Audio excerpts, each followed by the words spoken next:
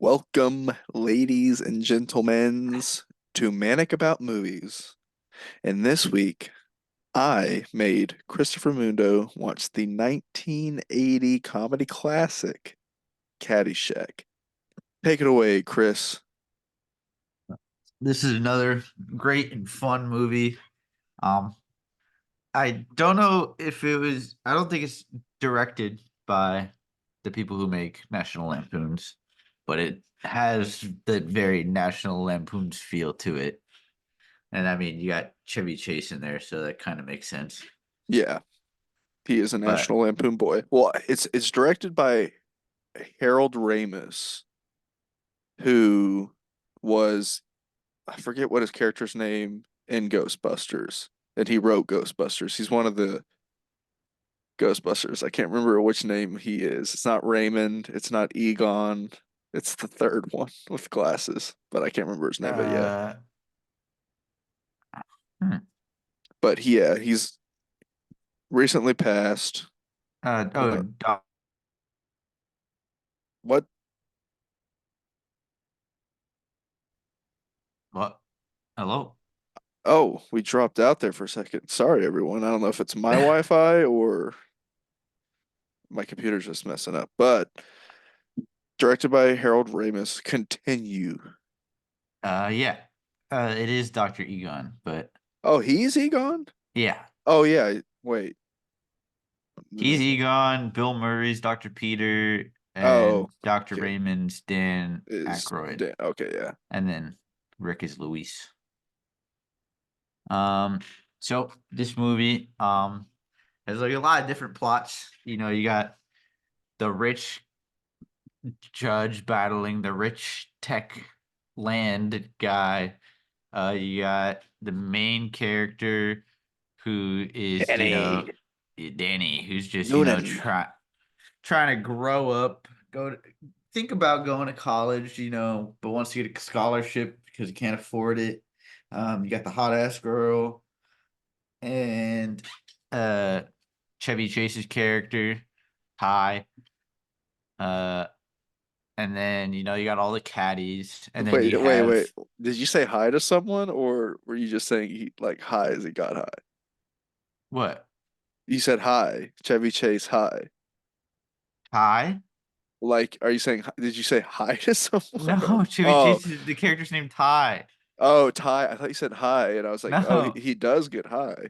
he does get high. Okay, You, sorry. you got you got Carl, Bill Murray's character, whose entire plot is just him trying to battle a gopher to the death. And it's just a fun movie where it's all of them just doing stupid things because that's what that type of style for these movies are.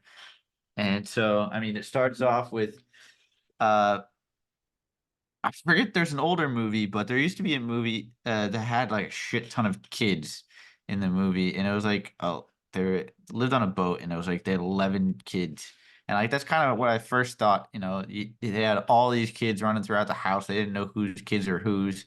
Oh, that's your cousin, and they never seen him before, and then they introduce you to Danny, and Danny's one of the caddies. Uh, at the Caddyshack and Clubhouse. at the clubhouse. And he works with some people, there, some great Other characters. caddies, yeah.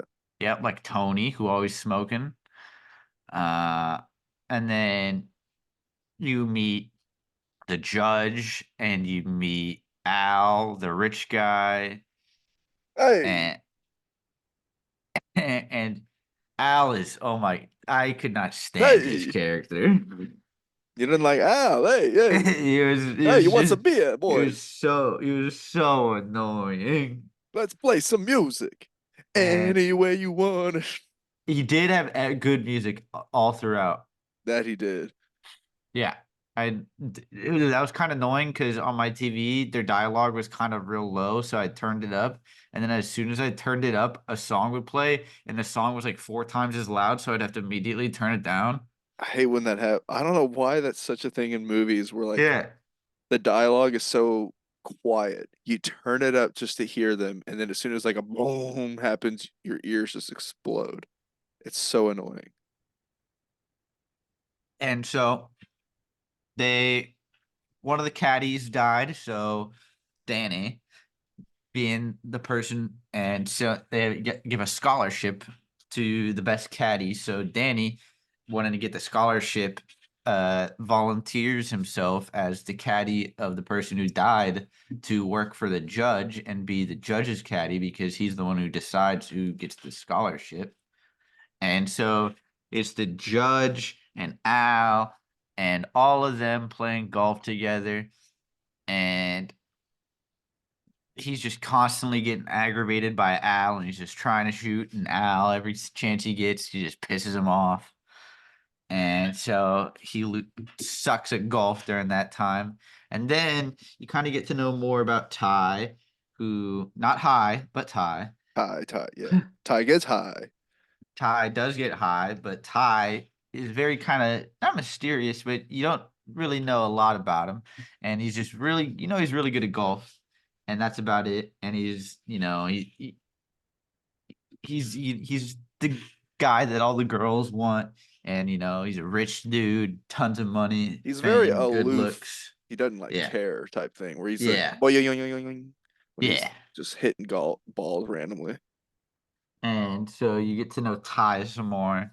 And I think that's whenever they whenever they're on the golf course is when they introduce Lacey, the hot lady. Hmm. And uh, she starts to have a thing for Ty, but she kind of has a thing for every man in this movie. What's that? Uh, What's Danny's girlfriend? I hear she's been plugged by everyone in the state or something. yeah. She had a she the she Is it reminded me of the lead singer from the Cranberries. Dolores? Yeah. She Honestly, loo- she I looked like her. I don't even remember what Dolores looks like except for the zombie video when she's like painted in gold. So I Yeah. can't even compare. I'd have to look it up. But so they go through all of that, and then he introduced Carl, the just the groundskeeping assistant, and his battle that he has with the vermin on the land, and him using outlandish things to try to get rid of the gopher that's wreaking havoc on the course. And he turned on by old women golfers. Yep. And so they go on and they introduce, and um they're just kind of getting along more and more. They have a ball where Al pisses off the judge more, and the judge's cousin or the judge's nephew gets drunk, throws up. Uh, Ty and Lacey, they go back to Ty's place and make love.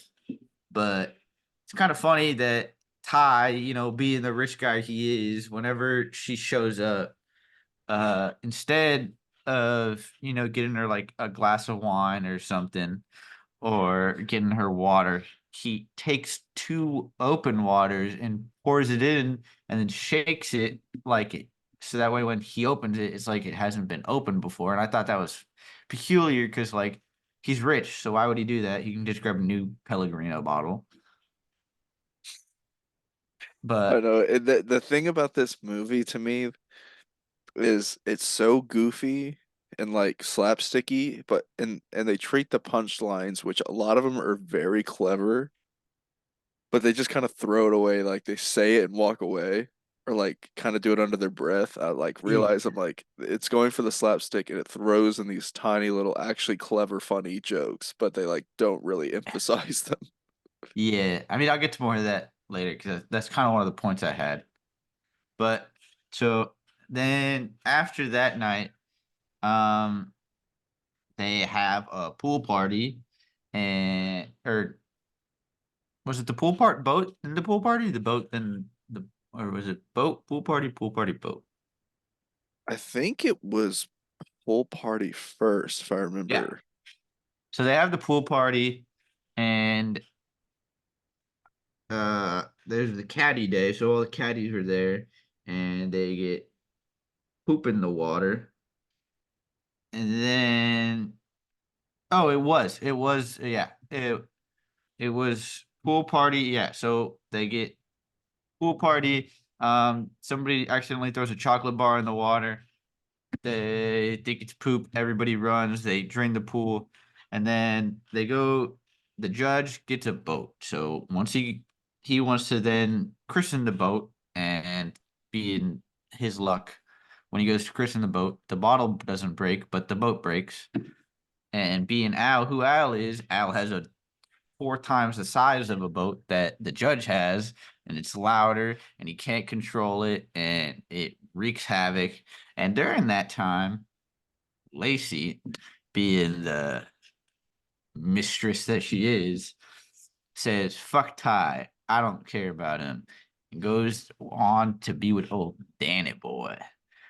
And this is when those two then decide to run off and get frisky and high. And while they're getting high, havoc's being wreaked on the lake. And there's so much destruction, and the judge has had it, so he goes to go home. And what does he see when he goes home? His niece getting dirty with Danny, With the caddy. and he's had it. So he then tries to murder Danny, and Danny then leaves. Uh, and so then life continues. Ty keeps on golfing, being mysterious. Uh, Carl keeps battling the gopher. And then Al challenges the judge to a money match because, he's had it. And the judge, even though it's Bless against the you. law and it's forbidden, he says, let's do it. We'll do it. And then they raise the stakes. And then they raise the stakes even more, but then they do a duos match. So it's the judge and the doctor versus Al and Ty because Ty hates the judge, apparently. I don't know why. They never really mentioned it. They were like, oh, my dad never liked you, anyways. And then he hates him all of a sudden, even though he liked him throughout the whole first 50 minutes of the movie. And so then Ty, being the competitor that he is, he starts practicing. And he then, while he's practicing, he's, going off and shooting balls at night, accidentally shoots one into the shack where the groundskeeping assistant lives, Carl. Carl, while he's messing with the C4, that he happens to have, because every person who needs to kill rodents has C4 lying around. Uh, And he then, being the lonely guy he is, doesn't get a lot of company, invites Ty in, uh, asked if he wants to smoke some of the grass that he's been growing, which is, it's grass, but it's been perfected, so it's also weed at the same time. So he's been smoking the grass, and go on smoking the grass. And then Danny or Ty goes back, and then it's the Caddyshack day that they're gonna have the race, and they're gonna not the race, they're gonna have the competition. And it starts off, it's supposed to be a secret thing between the four of them, and the manager of the golf course. And then it kind of, more people start to figure out, and more people start to figure it out. And so it's all of them and the caddies going through it. And then it's neck and neck. Danny, or it's neck and neck, and Danny is then, he's kind of betrayed Ty because, he's no longer friends because he needs to help the judge because the judge gave him a scholarship. So since he has the scholarship, he's now friends with the judge, but he doesn't really want to be. He just has to because he wants to go to college. But they start playing, and you know, Al's playing the worst game he's ever had, but Ty's doing okay, and the judge is doing pretty good, and the doctor's doing good, and so it's neck and neck. And but Al, uh, Al, then you know quits the match pretty much. Forfeits it, but because he hurt himself. But instead of forfeiting, they elected somebody. And who did they elect? Danny. And Danny then decided he's gonna man up for himself and do what he wants. So he goes against the judge and the doctor, and they start, and they're battling, and they're neck and neck, and it goes down to the last hole. And at the last hole, it's tied, and Danny has to make the shot. And what does he do? He hits it and it's on the rim and it doesn't go in. But wait till you find out that the groundskeeper this whole time has been laying down C4 because, it had to have all tied together and all that C4 goes off. And what does it do good for? It blows up everywhere and then forces the ball into the hole. And then they tie the match and nobody wins, I guess, or they win, but he's not gonna pay, but he's not gonna pay the money, so I guess nobody really wins. So they go through and they win and they're victorious. And he gets the girl and he realizes that the other girls don't mean anything and life's happily ever after and all things are good. And then the movie basically ends. Yep, sure And does. that's it. It's a short movie, very short movie. But I did find it funny how like there's so many things that made no sense, and then they kind of all just tied together at the end. Yeah, Like there's like it's just like they make like a bunch of things where you start to think like, oh, maybe this is something, and then they just completely kill it dead. And then the others are like, this makes absolutely no sense, and then it actually does end up meaning something. honestly, how I find this movie is like you said, a National Lampoon's, where it's kind of a bunch of just funny skits they threw together and found a little semblance to make them all come together. Because Uh-huh. it's like, this is what I feel like I noticed. The Lacey, and I can't even remember what Danny's girlfriend's name is. They don't, Maggie. yeah, Maggie, they don't need to be in the film. You could take them Whoa, out. whoa, whoa. Lacey did an important role. Yeah, it'd be really hot. Yeah. And they she gets naked. Yup. But there's no reason for her to be there because her scenes with Danny is just she's like, oh, let's make love. I mean, at the beginning, she's like, nice try when he's sucking up to all the rich people.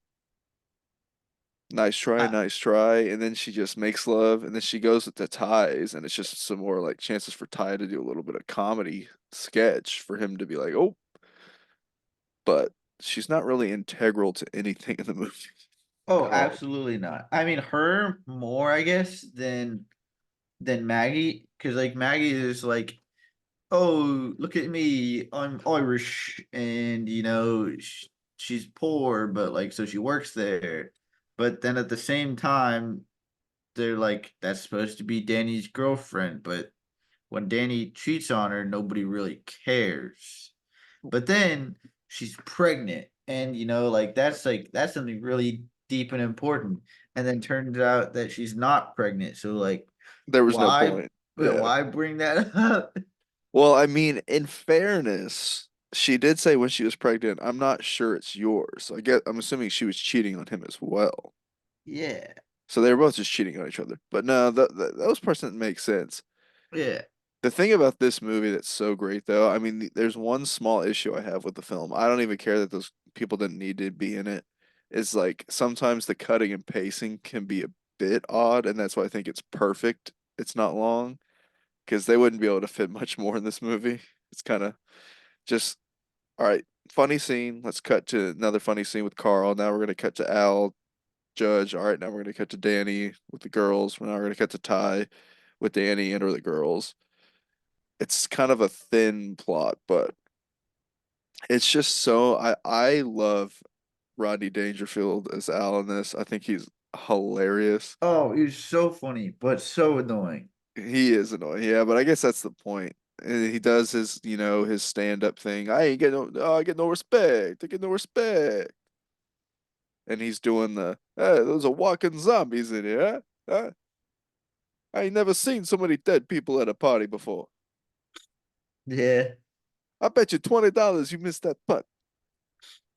And then he's got, the golf clubs in his bag that's just tricked out. The Wazoos has a TV on it for the caddies to watch. It has a beer dispenser. It's got one of his putters has electronics to help him immediately make the putt. And I'm like, I don't know why he doesn't use that in the end. They shoot out. It's you got the boat. He's like, your boat's a fourth the size of my hole. Yeah. I mean, he's like a fucking tech guru, but I guess he's also a real estate guy. I think he's It's probably just a easier. real estate guy that's has a lot of money to buy tech stuff, I'm assuming.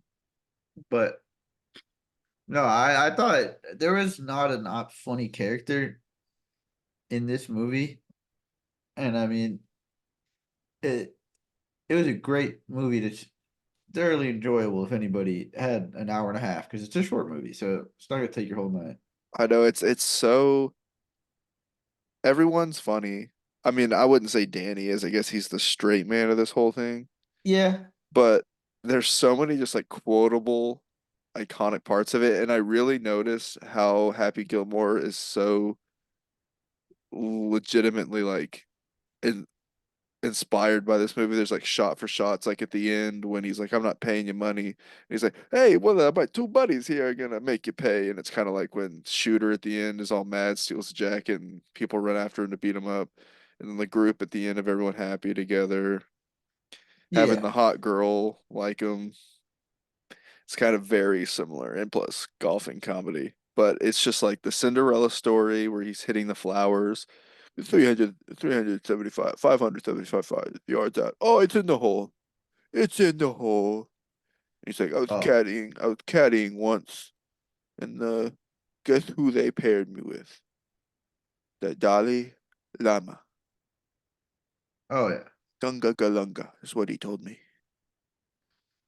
There's just so many quotable parts of this movie. And then like like, what's his name? Uh, Who? Chevy Chase? Chubbs from Happy Gilmore is literally kind of like Ty, where Ty, is like blindfolding himself. Be the ball. Just Oh yeah. flow with it. Be the ball. Do it. Let the ball do its thing. And then I also forget, like, for a comedian, sorry, Matt Rife, the only like true funny, like straight up handsome comedian, I guess, is Chevy Chase, because that dude is ridiculously handsome in this movie. Oh yeah. He's so funny in this movie. And like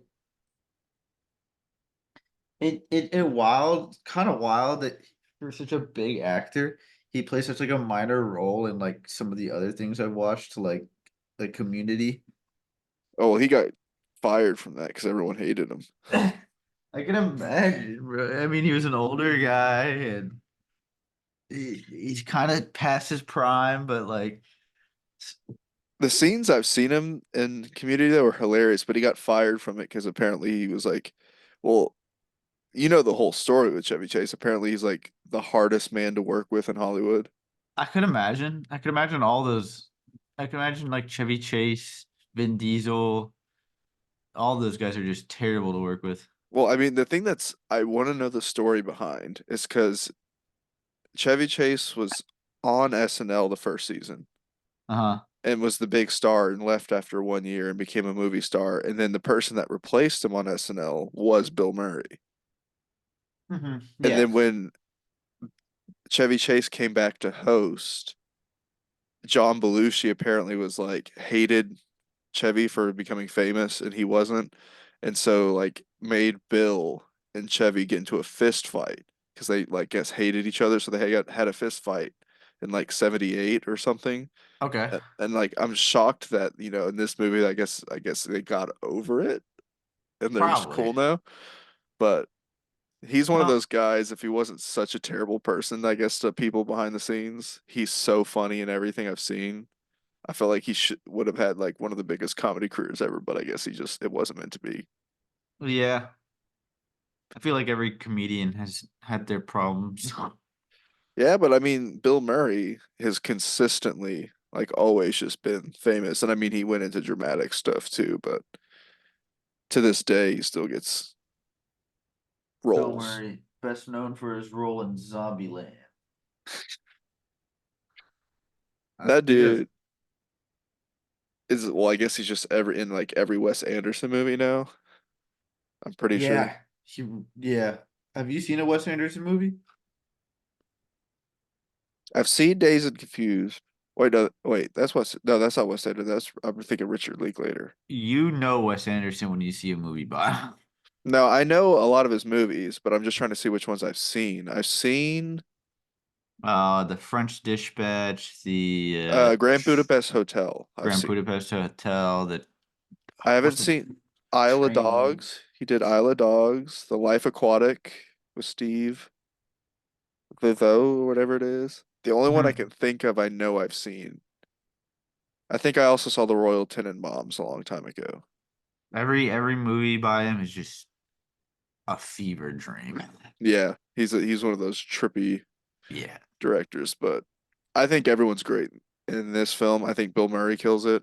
Oh no, I think it's a great movie, and it's like it, all like it's just so typical of the time, but it's nobody in this is a great actor, but like all these movies don't have to be, and like they were just enjoyable. Yeah, that's well, like Rodney Dangerfield was a stand-up comedian, and I mean he had a few big movie roles, but it's all comedies where he plays this character. I'm this, I'm this, I get no respect. Yeah. And then Chevy, I wouldn't say is I've never known him to do anything dramatic acting. Bill Murray's the only one that's probably done a bunch of dramatic roles that are applauded Yeah. and lauded. I don't even know if I've ever seen Danny in a movie since. The hot girl was in Tron. I know that, but that's the only other thing I can think of. But all right, what would you rate the film out of? I'd give it like a 3.5. Okay, this is where I'm gonna do this again. If you're one of those people that goes into a movie critically, this movie is probably a three, Yeah. 2.5 if you look at it critically. But on a comedy movie scale, if you're going in for laughs and have a good time, I say this is a 4.5. The only reason I take away the zero point 0.5 is that I think the pacing's a tad bit off, and the nude girl, hot girl doesn't really need to be in there except like I'm gonna show some titties. Yeah. I mean, I think the reason why I'd give it a 3.5 is just because like there's some things that are like, why did you include that? And I think that happened like one too many times Yeah, to where that's why I would give it a 3.5. I But will say, yeah, I it will was say, really enjoyable. yeah, the soundtrack of this movie is Oh, phenomenal. insane. I I think I love, don't think there was a song that wasn't played that was probably like a top 10 song at one point.